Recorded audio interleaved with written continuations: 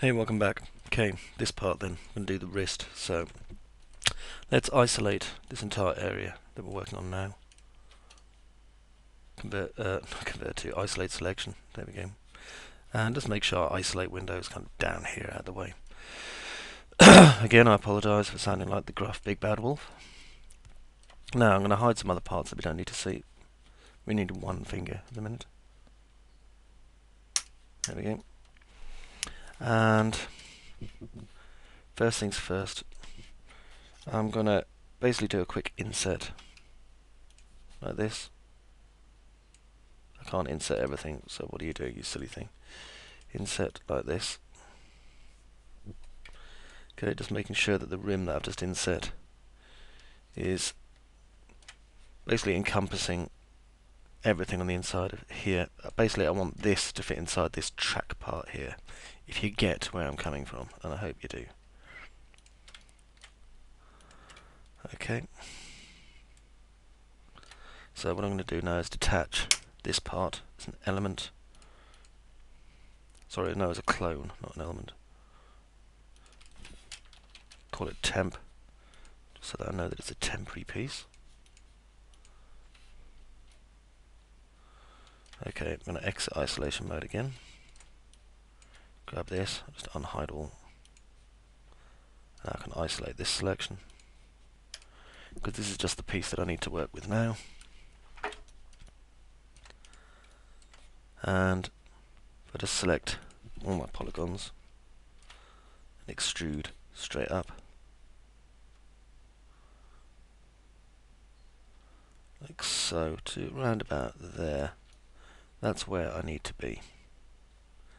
And I need these parts basically to be cutting themselves out of it. So, how to do that? Well, basically we can do it by a boolean again, but first we need to close this polygon. Now if you look, there's what, 1, 2, 3, 4, 5, 1, 2, 3, 5, good, that will close. I don't know what I was checking actually, I made it, I should remember. Let's bridge this shut.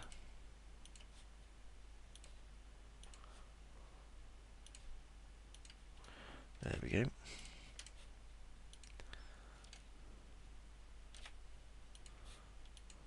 Right, now I'm going to take this piece here, and I'm going to detach it as a clone.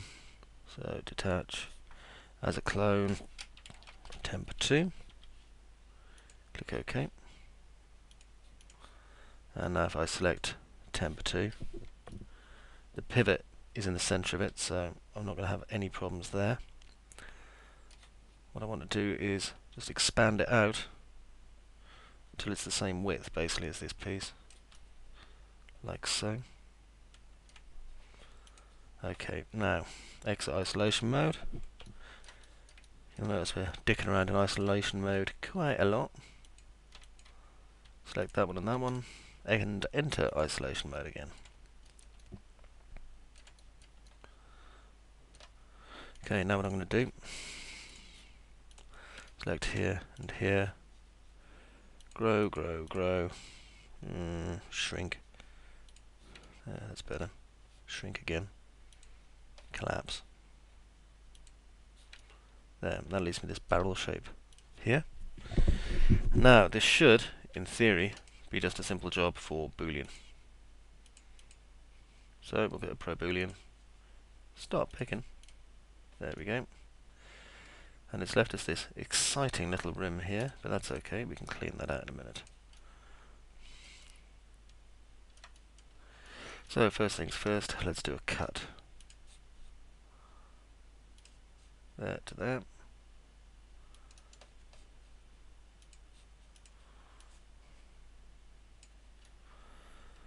And on the outside, let's have a look.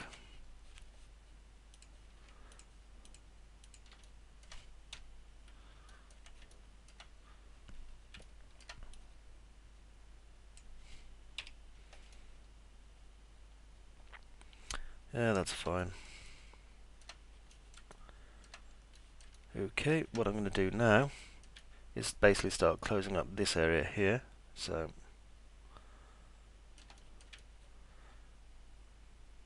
what I'm I'm going to do is... a bit of mess here, really, isn't there? Never mind. There to that. Do a quick bridge. Maybe not. Oops, I'm in expert mode. Gonna have a little bit of the old cunning thinking that's going on here.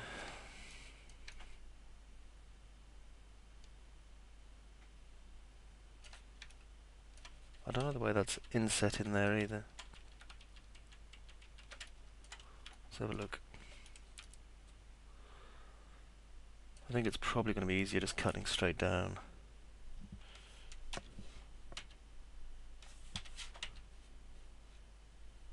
Let's go into the right hand viewport, which I don't have a hotkey set up for because I'm epically clever. Okay.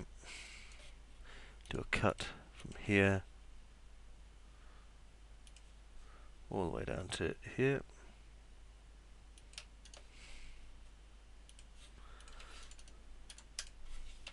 And get rid of these offending polygons.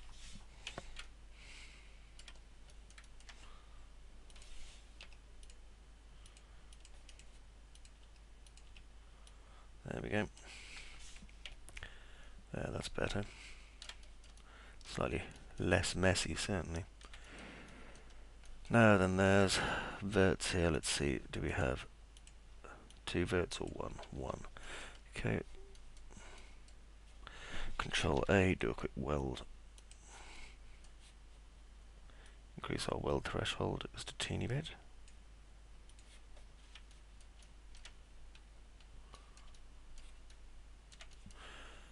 Okay, let's just cap this. Like so. Now what I need to do is get rid of this bit here because it's all messy.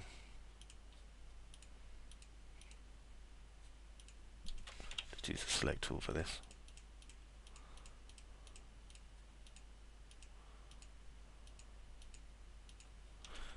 Hit delete. As you can see, there's a shed ton of verts here, so I'm just going to get rid of them. Backspace them away, basically. There we go. You sure there's none left? No, there isn't. Good. Do the same down here.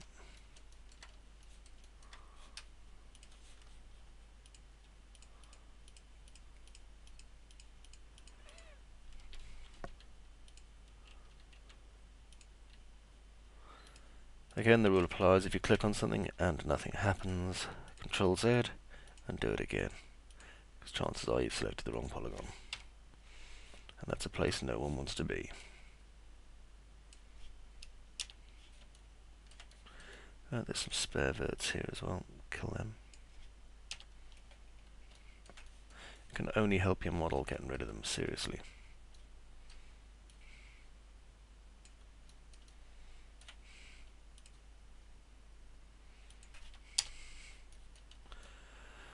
Okay. That's just a case of selecting here and here. We can just cap those. And then if I select them and make sure they're flat just on this axis.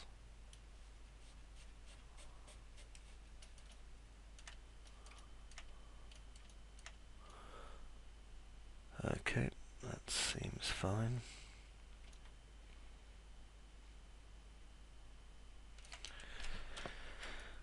Let's have a quick look around our model, make sure we haven't got any horrible anomalies that need to be killed. Seems okay. Got a vert here that needs to be got rid of. Or have we? Yeah, I think we have. Bugger it. Let's get rid of it. There we go. Now we've got this polygon here, seems to have appeared out of nowhere. There it is. It's a cap. Let's delete that. Then we can recap the top.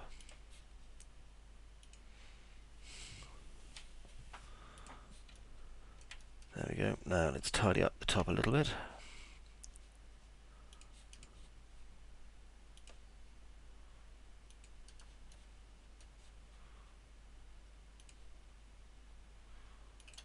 There we go.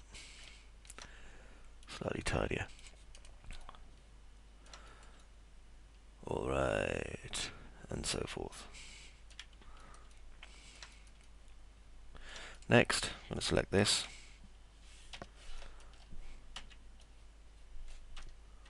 And just go select all the polygons. And I'm going to go into the slice plane. Here's my plane here. I'm just going to click down there and click slice, because I need that for a little bit of detail work later on. Okay, let's exit isolation mode. And I'm going to select this and this. Isolate it again. First things first. Yep, there's polygons underneath it. Okay. Hide selection. Just check which polygons it's on actually.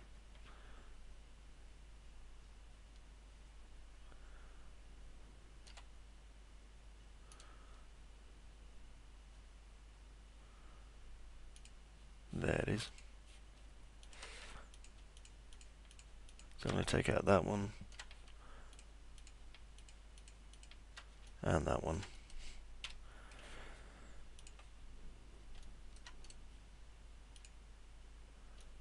And now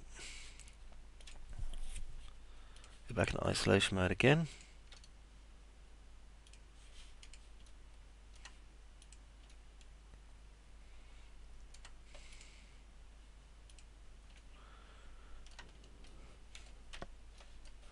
Make sure there's no polygons underneath it. There we go. And that's going to make it easier for this to be bolted into place. Next, I'm going to rotate it 180 degrees. Still keeping it as a temp because it needs to be attached soon. There we go. And then I'm going to rotate this just 90 degrees back. Like so. Now obviously you'll notice that these ones don't actually line up.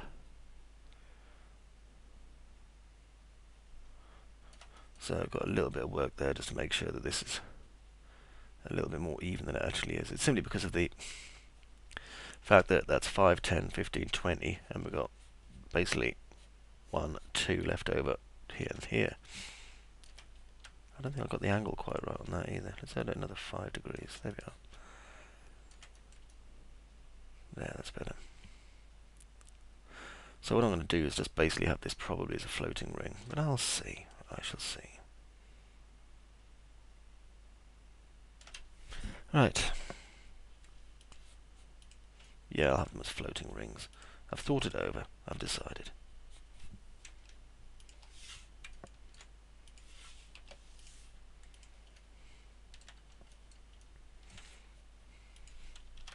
Just cap that back piece back on.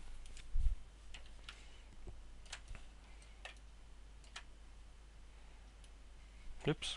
90 degrees straight to the top.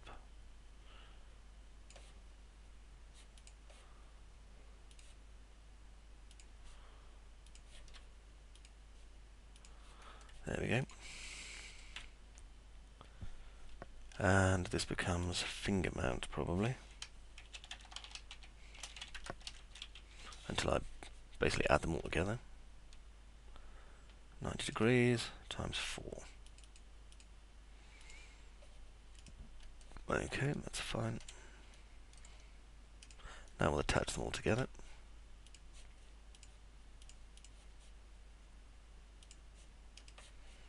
Exit isolation mode. As you can see, they all fit inside the finger ring now, which is good. Okay, let's isolate this selection.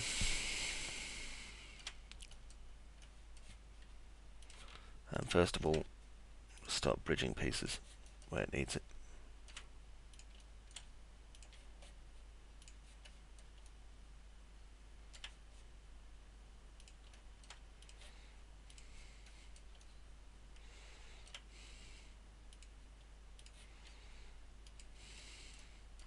Okay, now here.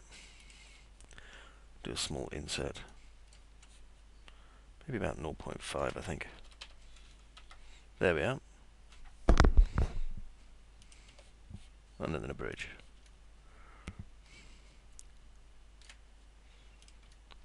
A superfluous detail that looks nice.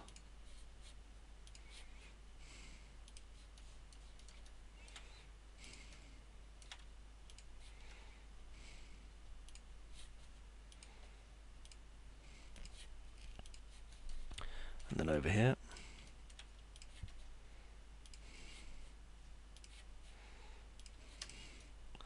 There we go. And on the inside of that, yeah, that looks fine. X isolation mode.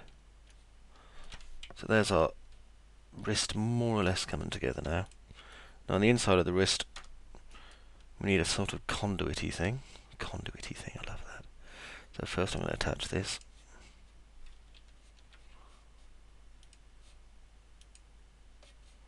To this. So click attach. There we are. Now, down here in this part,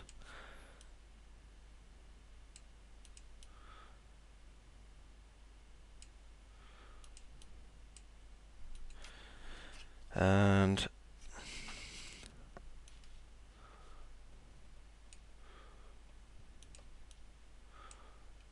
basically what I'm going to build in here is a kind of arc jet. Gives me a chance to mess around with some bevels anyway. But, you know, when he's got someone caught in his claw, what could be more fun than roasting them alive with some sort of a big burner thing?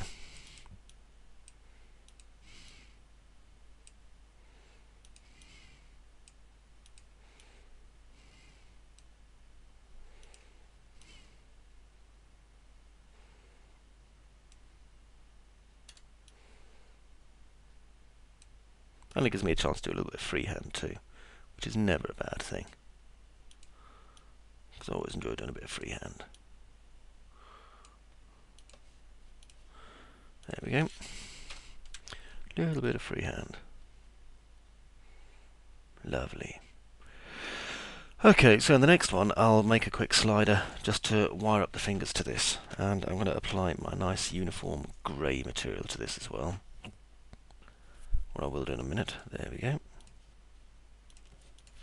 Right. Overall, however, I'm very pleased with the way this is going so far, and see you in the next part.